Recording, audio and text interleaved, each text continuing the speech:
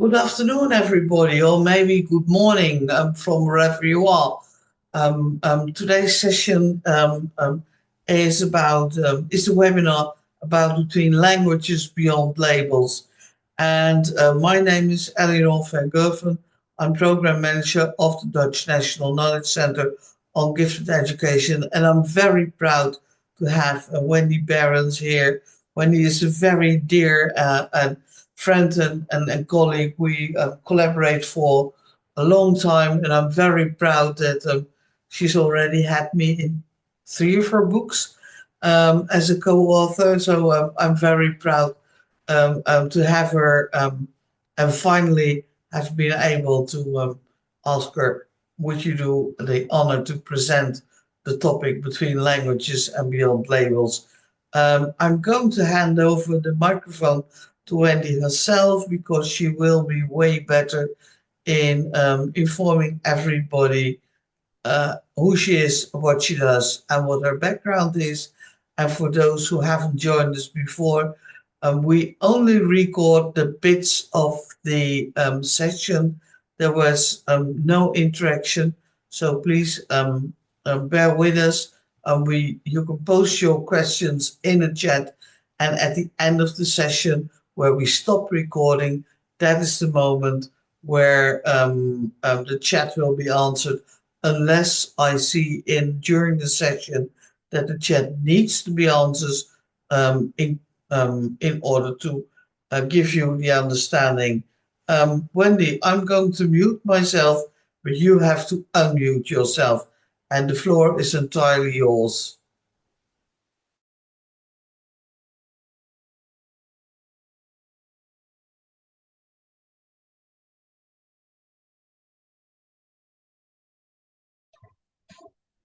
Thank you, Eleanor. Dr. van Gerven, it is a great honor to be with you today and to speak with Dutch educators on this incredibly important topic.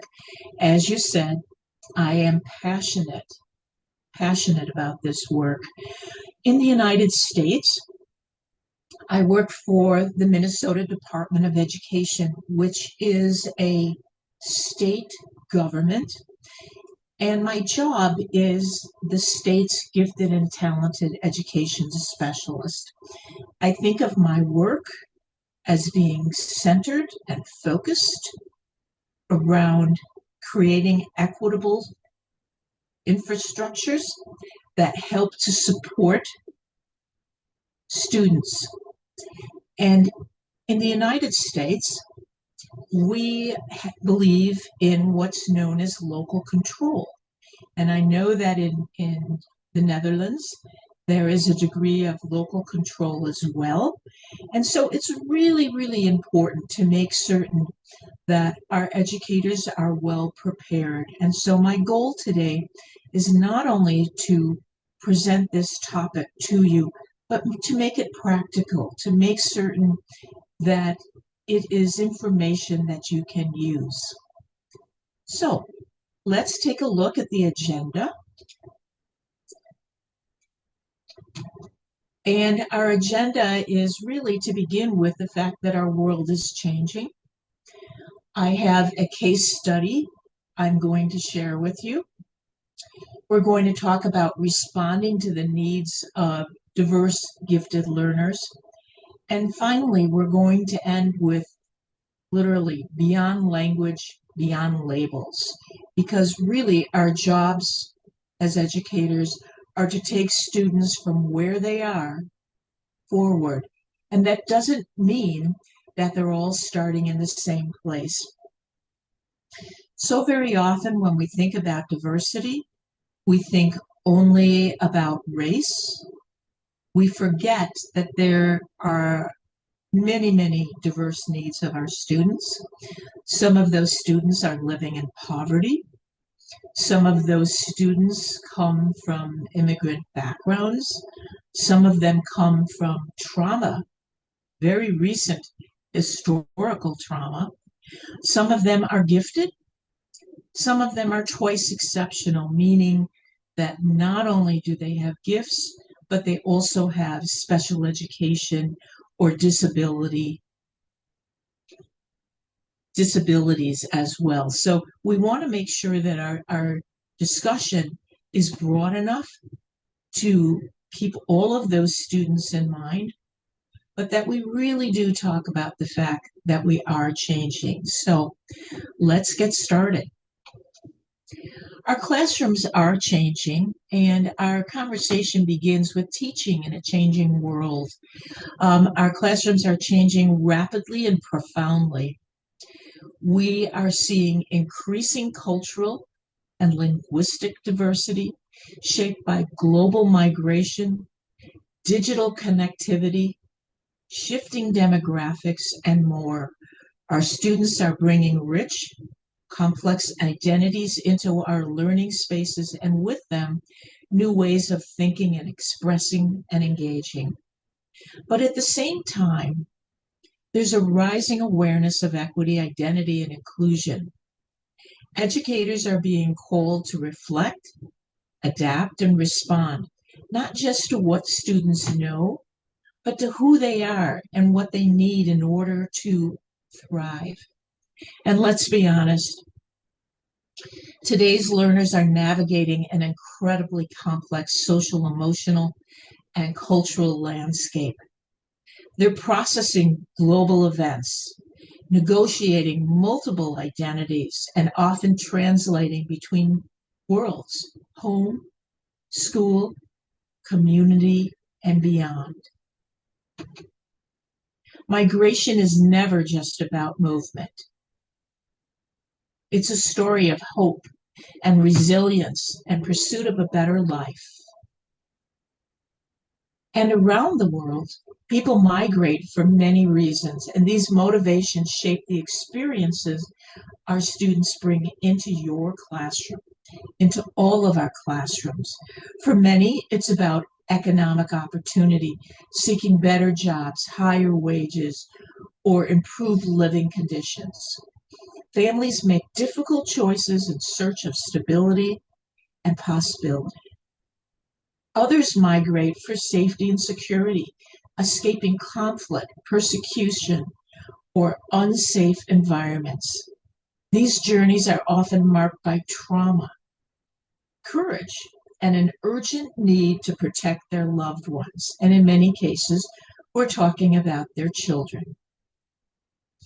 And for many, migration is about family and education, reuniting with relatives, or accessing better schools, or finding health care that meets their needs. Their motivations aren't abstract until they show up in our classrooms. They shape how students learn, connect, and express themselves. And when we understand the reasons beyond migration, we can better support student academic growth, emotional well-being, and sense of belonging. And I would add to this that it's not just the students, it may be the other teachers, the people with whom you're working. Just yesterday, I was at a training talking with a new specialist at the Department of Education where I work. And the employee I was speaking with told me that his job is to help new Americans adjust to living in Minnesota. And as we spoke, I realized he too was a new American. He was new to my country. And I hadn't considered that at all, not in our discussion. I learned he came from Afghanistan 4 years ago to work at the Department of Education. So again, a very personal experience I experience on a regular basis. Individuals who are not only new to the agency in which I work, but also my community. I suspect that you have discovered that migration isn't just about movement. It really is about family, about safety, about education, and economic opportunities. So, every student enters our classroom carrying that rich tapestry of culture, language, and lived experience. Culturally relevant teaching begins by recognizing that these backgrounds aren't on the periphery. They're central to the student. And when we value students' culture, we foster a sense of belonging. We send a powerful message. You matter here. Who you are enriches our classroom, enriches our learning, and our community. But it's not just about celebration, it's about connection. And when we link lessons to students' real life experiences, learning becomes more than academic, it becomes personal. As for gifted learners, especially those from traditionally underrepresented backgrounds, this connection can be the spark that ignites deep inquiry and authentic engagement. This approach also promotes inclusivity and diversity. These aren't just buzzwords, but as a daily practice. It encourages respect across differences and builds a classroom culture that every student feels seen, heard, and valued. And when students feel safe to bring their selves forward to learning, they don't just succeed, they flourish. So let's talk about culturally responsive teaching. When we talk about it, we're not just talking and adding a few multicultural texts or celebrating heritage months. We're talking about a mindset, a commitment to seeing students' backgrounds, languages, and lived experiences as assets, not obstacles. Excuse me. Culturally responsive education and educators value the diversity within our classroom. They recognize that each student brings a unique lens shaped by culture, family, and community. And rather than asking students to leave those identities at the door, they build instruction around them. That's our job. That means adapting our methods, making learning relevant by connecting curriculum to students' lives. It means asking, whose stories are we telling? Whose ways of knowing are we honoring? And it means creating an environment where every student feels respected, challenged, and safe to be themselves. And when we do this well, we don't just support academic growth, we nurture personal growth. We build classrooms where students feel they belong. And for gifted learners, especially those from marginalized communities, that sense of belonging is often the key that unlocks their full potential. At the heart of culturally responsive teaching is a simple but powerful shift. We center students, not just as learners, but as a whole, with histories, languages, values, and dreams. We place students at the center. We move beyond generic instruction and begin to craft learning experiences that reflect who they are. That means incorporating cultural identities into our classrooms, not as a decoration, but as a foundation. We use students' stories, traditions, and ways of knowing to make learning more meaningful, more relevant, and more connected. This isn't just a good pedagogy, it's essential for equity. And when students see themselves reflected in the curriculum, when they see themselves and feel respected and included, something powerful happens. They thrive. They take intellectual risks, they engage more deeply, and they begin to see school not as a place they have to fit into, but a place that fits them. For gifted learners, especially those from marginalized communities, this approach is transformative. It affirms their brilliance, nurtures their voice, and supports both academic success and personal empowerment. Culturally responsive teaching isn't just about inclusion, it is about that transformation. And when we do foster respect for diverse backgrounds, we create classrooms where all students feel seen, valued, and safe to bring their full selves to feeling seen and to be part of their learning, an active part of their learning. That sense of belonging is especially critical for gifted learners.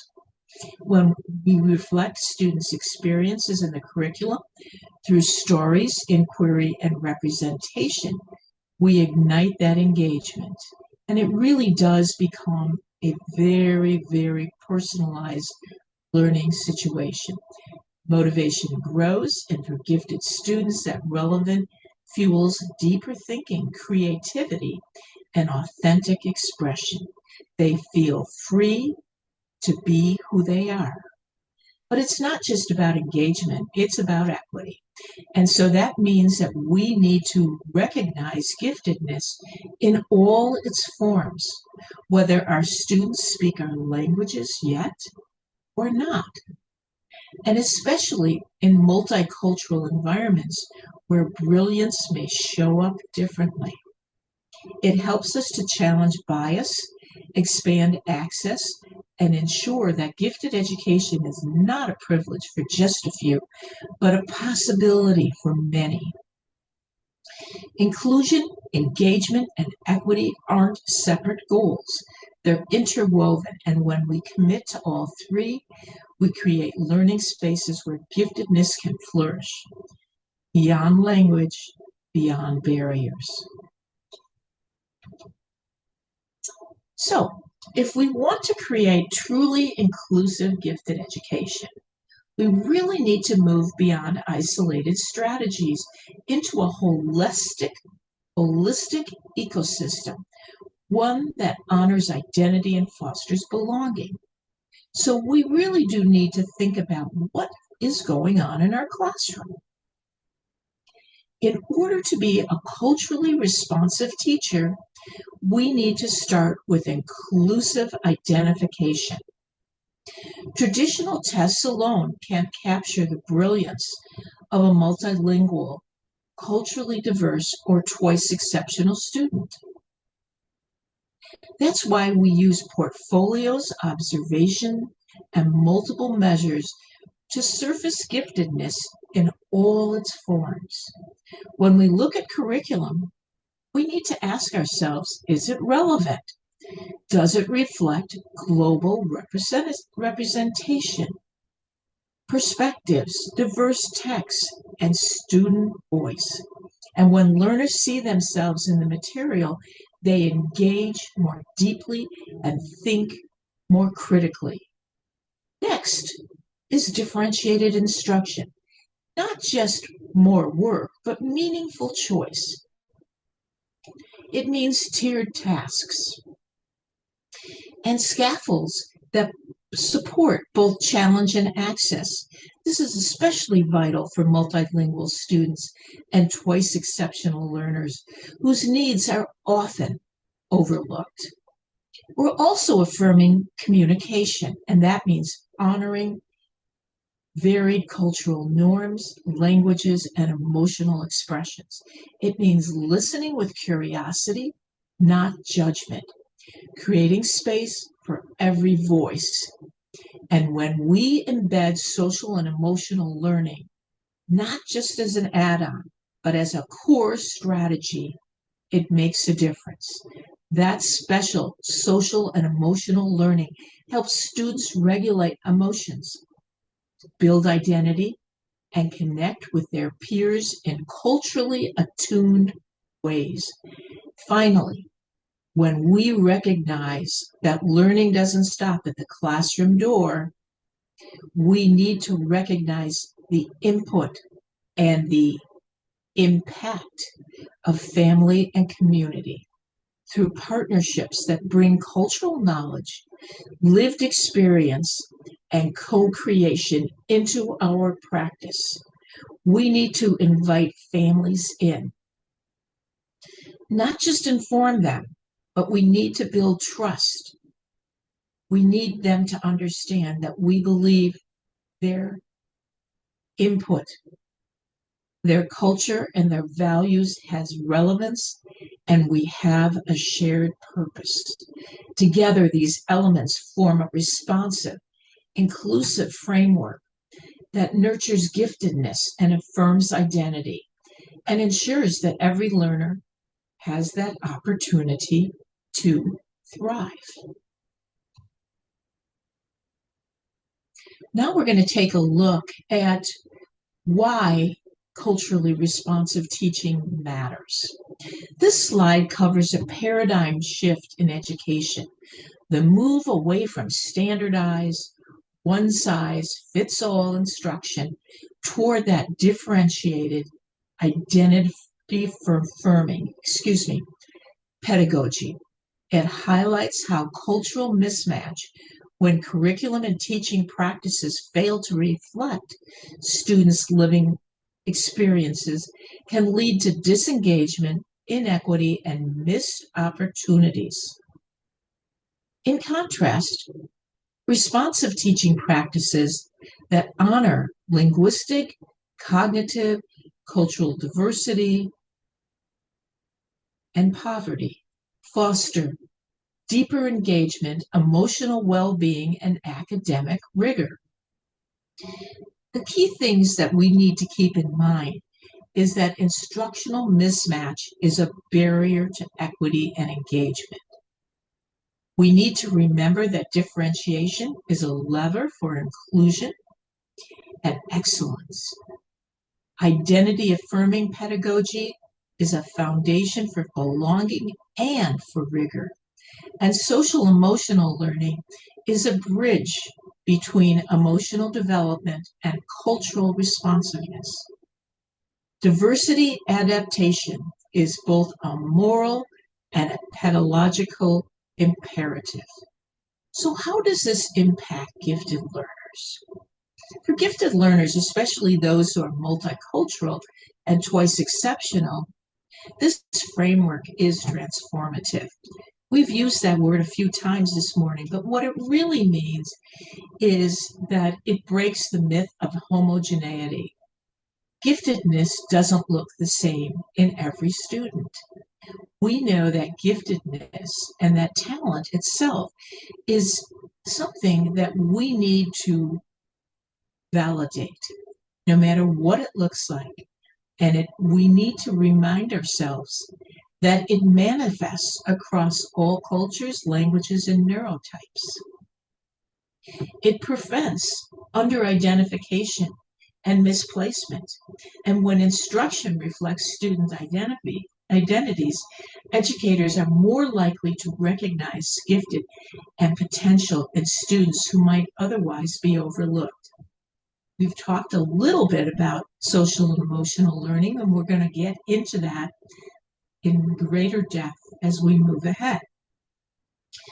But more than anything, when we think about culturally responsive teaching, we are thinking about authentic engagement.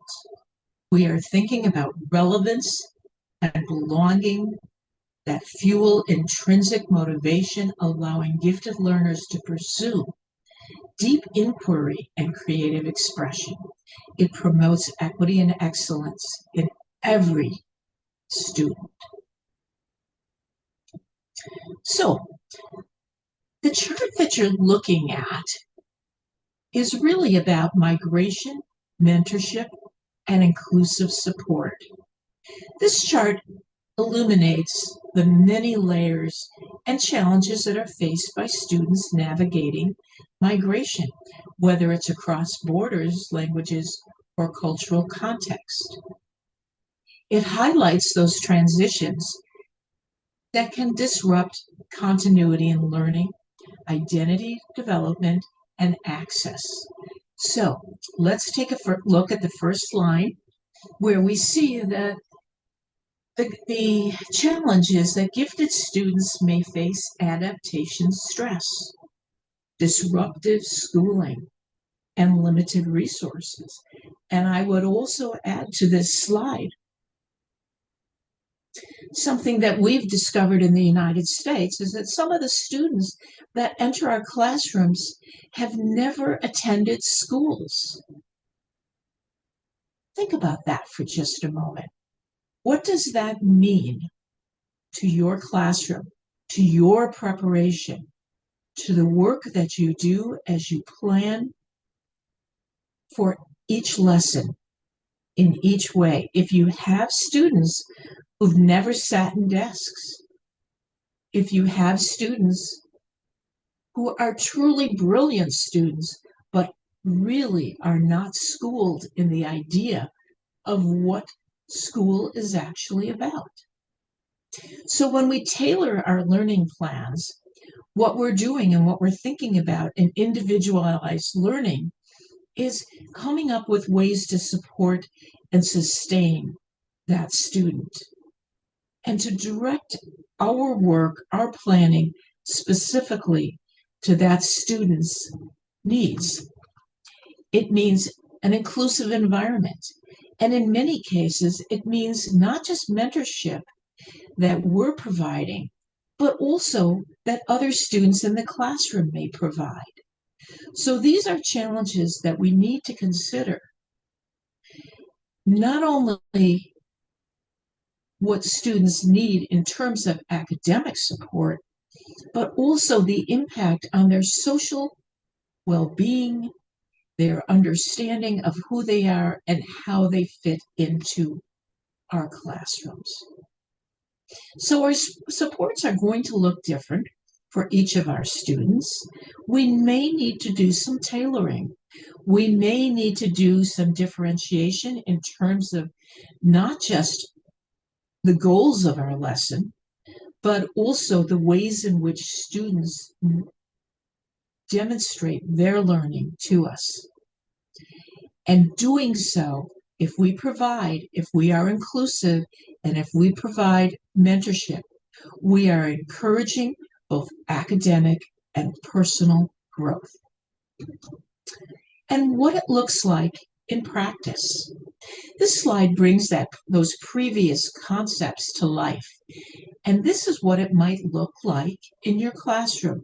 Here are a number of strategies and a description of what they are and their impact. Each strategy is defined or designed to affirm identity, reduce barriers, and sustain gifted potential, especially for students navigating migration. For example, using multilingual materials isn't just about access, it's about signaling that a student's language is an asset, not a deficit. Storytelling and identity projects allow students to not only process their experience and to showcase their strengths, but also to share with us that gift of who they are in ways that traditional assessments might miss. So storytelling is incredibly important within our classrooms. Flexible grouping and mentorship create relational safety. And when cultural relevant curriculum makes learning feel personal, it also feels purposeful. These are add-ons. They're essential moves that help gifted learners in migration feel seen, challenged, and supported. And you've heard me say that a few times today. Helping our students to feel seen, challenged, and supportive is probably one of the most important things that we can do. We show up every day, and our job is to help those students move forward. But if they don't feel seen, if they don't feel challenged, if they're lost in our classes, we're not doing our job. So what happens when we don't respond to diversity? We miss potential. We miss all that our students not only bring to our classrooms, but also what we can do to support their talent development. We risk disengagement and underachievement. If students don't relate to their curriculum, if we haven't provided them emotional safety, we lose those students. We create barriers to belonging if we don't address diversity. And there's bias, and we cannot afford to lose one student. We say this on a regular basis in my state. We cannot afford to lose these students.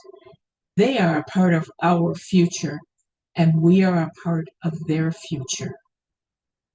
And of course, without social and emotional learning, which we often call SEL in the United States, the lack of that can intensify anxiety, identity confusion, or it can help students, unfortunately, mask behaviors.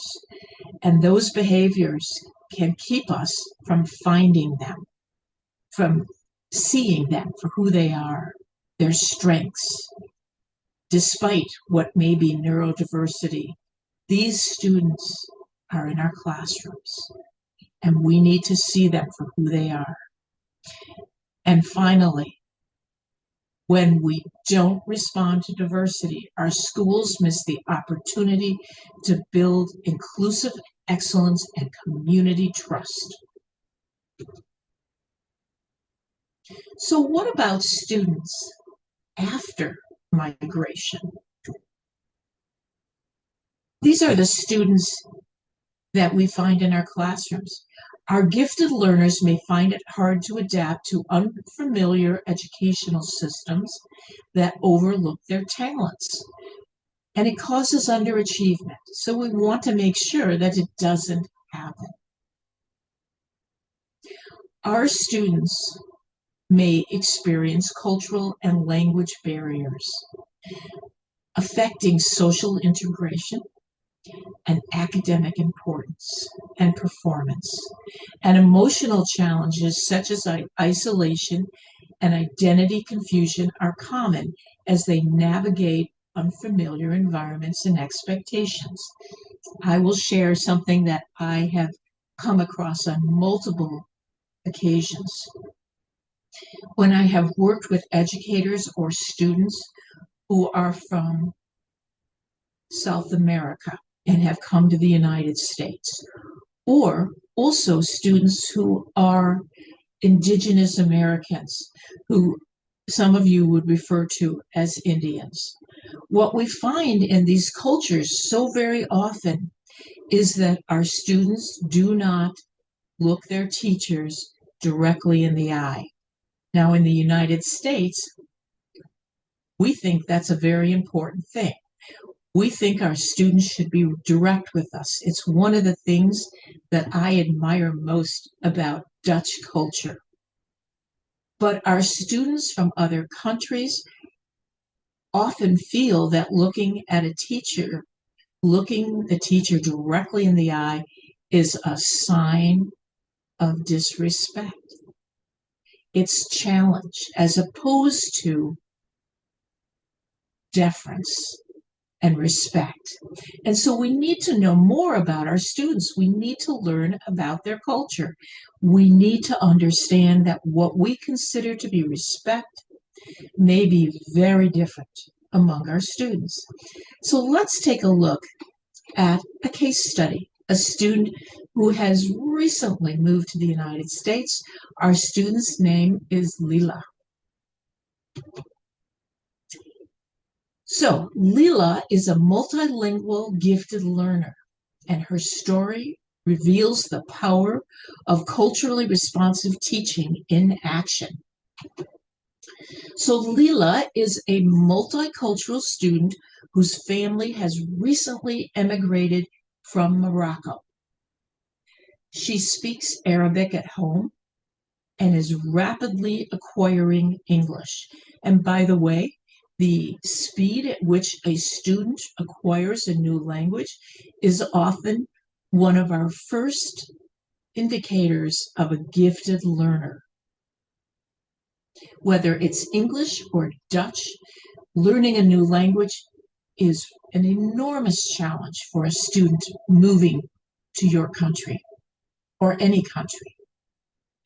Layla's teachers describe her as imaginative, intense. She looks at them. She looks at her other students. You can tell she is deeply curious. And she's especially interested in mythology, astronomy, and storytelling. Now, does that sound like some of the kids in your classroom in terms of their diverse interests? Those are not necessarily the interests that every student has, but these unusual experiences, these unusual interests are often another thing that would give us a signal that Leela may be very different from some of her classmates. So let's talk about identification so that we think about Leela. She was initially placed in a general education classroom with minimal language support. Her early assessments showed average performance, but her classroom teacher noticed her ability to make abstract connections and her passion for narrative structure. And during a literature circle, Layla compared Greek myth of Persephone to Moroccan folktale, one that her grandmother had shared with her. She was able to draw parallels and symbolism. And this moment prompted a referral for gifted screening. However, the district's identification protocol relied heavily on verbal reasoning in English and timed tasks. Her scores were borderline, and they were not enough for her to be placed in the gifted program. There are some issues here, and we'll talk about them. Her teacher, Mrs. Ramirez, advocated for a portfolio-based review, one where she was able to collect samples of Layla's storytelling, her visual maps of mythological worlds, and a video of her explaining constellations in both Arabic and English. The school's gifted coordinator agreed to a trial placement with differentiated support, giving Layla what she really needs. Notice, someone was willing to take a chance. Someone was able to see beyond test scores. In the gifted cluster, Layla thrived when open-ended tasks and visual scaffolds were offered to her. During a unit on origins and identity, she created a bilingual graphic novel blending Moroccan folklore with space exploration. Her peers were captivated, and the class began exploring multilingual storytelling as a shared inquiry. Mrs. Ramirez integrated culturally responsive strategies. She offered choice-based projects that honored students' cultural backgrounds. She offered flexible language supports, whether they were sentence frames, visuals, or peer translation. And she offered social and emotional support by providing check-ins that allowed Layla to express her emotional intensity and identity shifts as she became more comfortable within the classroom and within her new adopted culture. So let's think about this for just a moment. What are the things that we need to consider when we think about Layla? How might traditional gifted education overlook students like Layla? In the United States, sometimes, and perhaps in your country as well, we rely all too often on numbers, on how a student performs on a particular test or several tests, but we don't think about often enough whether or not that test recognizes that this student brings with them into our classroom a completely different experience. Not to mention the fact that a student might not necessarily understand all the nuances of our language. The other thing we want to think about is what role does narrative and cultural relevance play? Not only within that test itself, but also within the classroom. And how can multilingualism be positioned as an asset in gifted education? Now, this is something that we've been thinking about a lot in the United States. And unlike Europeans, and in your case, many of you speak multiple languages.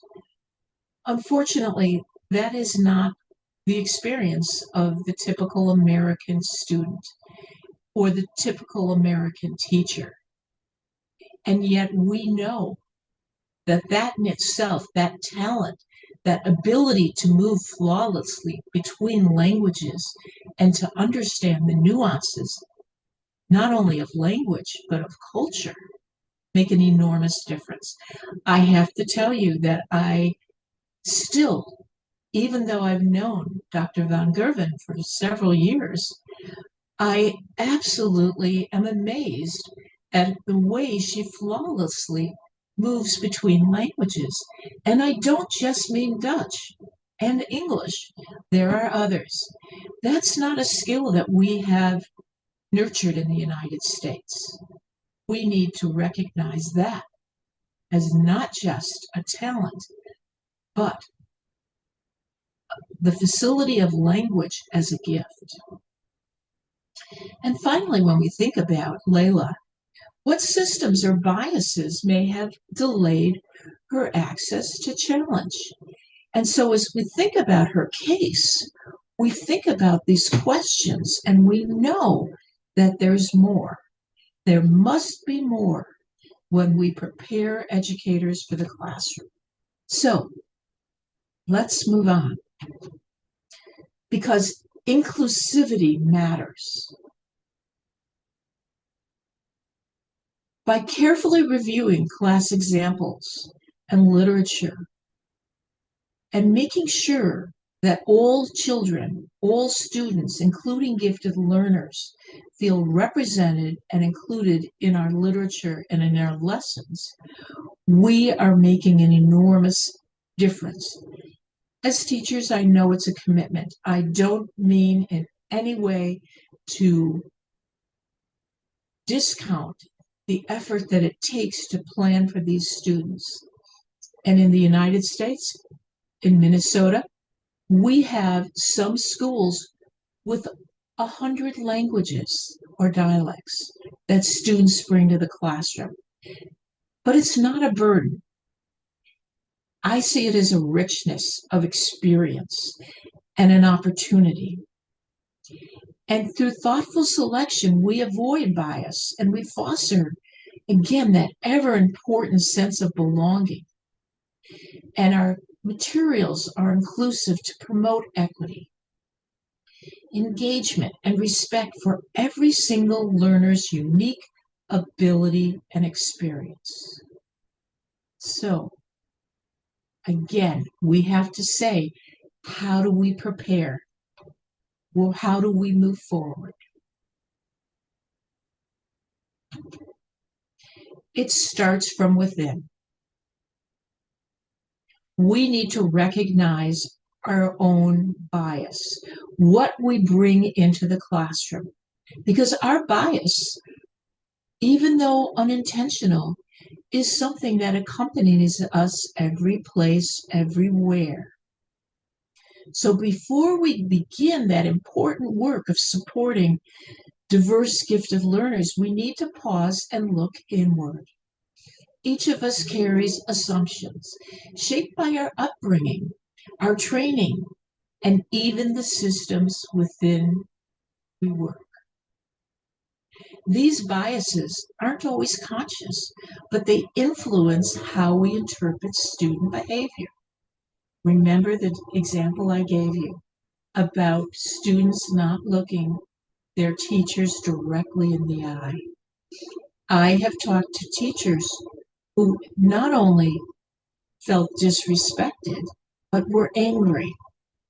They felt that students who didn't ask questions in their class were not paying attention. They didn't understand that these students preferred to ask a question directly to the teacher, but not within their classroom. Our biases are conscious, but they do influence how we interpret student behavior, their access, and what we provide to them.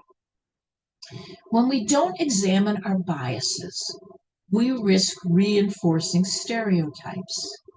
We might overlook giftedness and neurodiversity in multilingual students because their brilliance doesn't sound like what we expect. Or what we might misinterpret is a twice exceptional learner's frustration as defiance, like the teacher I told you about, rather than a sign of an unmet need. So recognizing bias isn't about guilt, it's about growth, your growth and my growth. It's about becoming more intentional and more inclusive and more responsive.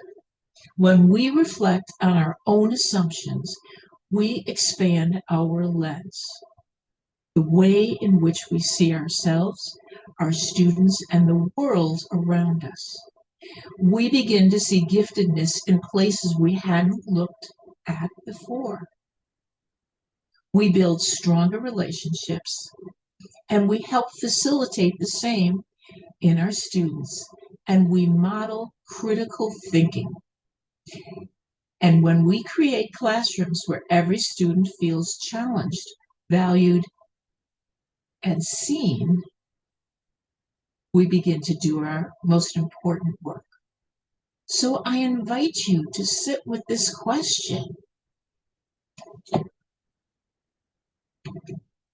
Whose brilliance might I be missing because it doesn't look like what I expect?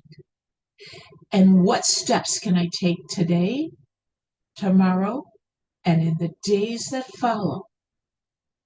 That question is truly the beginning of equity and inclusion. It starts from within. Small changes make a difference in who we are when we walk into our classrooms every single day. It also makes a difference when you meet with your colleagues, when you sit down to discuss what's going on in the ecology of your school. What differences, what changes can you make?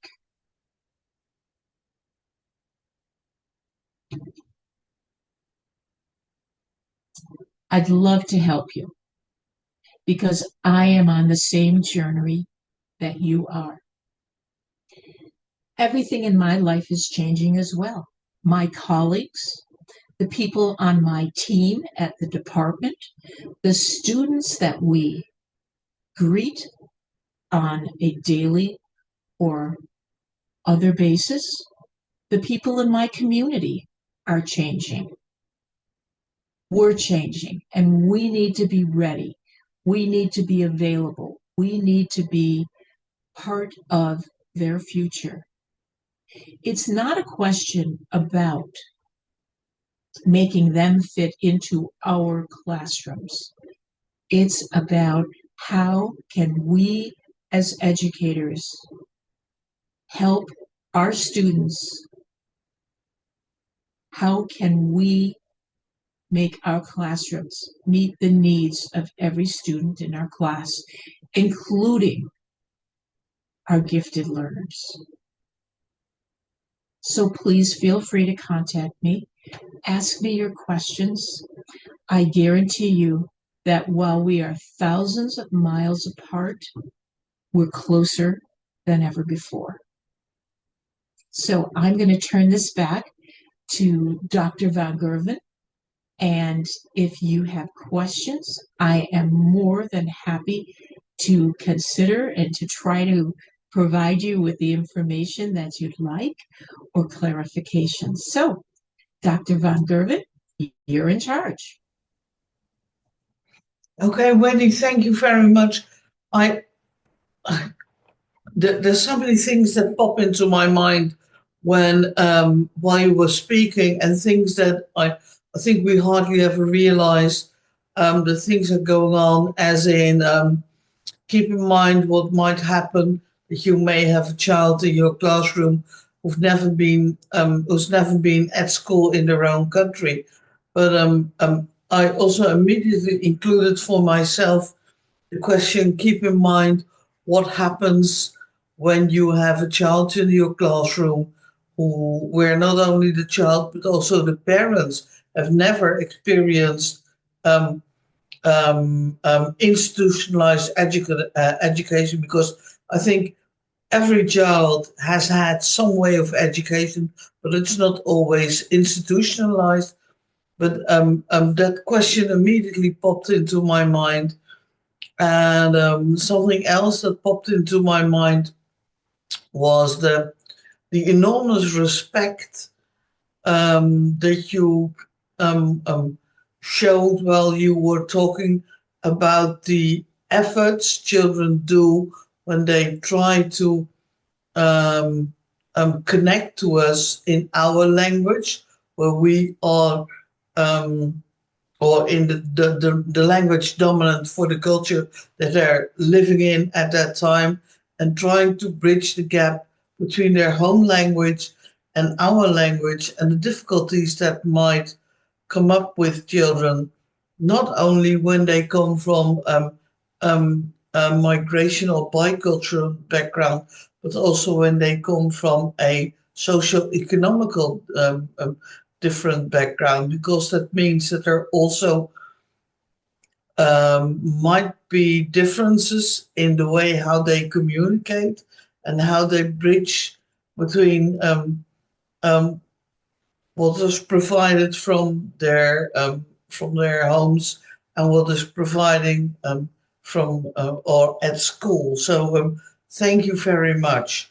And before we have a conversation, this is where I stop ending to record this session, as we always agree that we will never record any interactions between us and the participating delegates. But thank you very much for being here today, and I am looking forward to more information. And for those of you who were not able to attend, or for those of you who were able to attend, Wendy has written a beautiful chapter in a book that was published in 2023. It's been published in Dutch, and I always make fun of her as who had a brilliant crash course, but she was happy to provide the chapter in English, and we translated it, and it has been published in de Gids 2.0, en het gaat over cultureel responsief onderwijs. Dus voor die mensen die daarin geïnteresseerd zijn, duik eens de bibliotheek in, zoek eens even naar de Gids 2.0 en zoek dat hoofdstuk eens op, want er staat een enorme bron aan informatie in.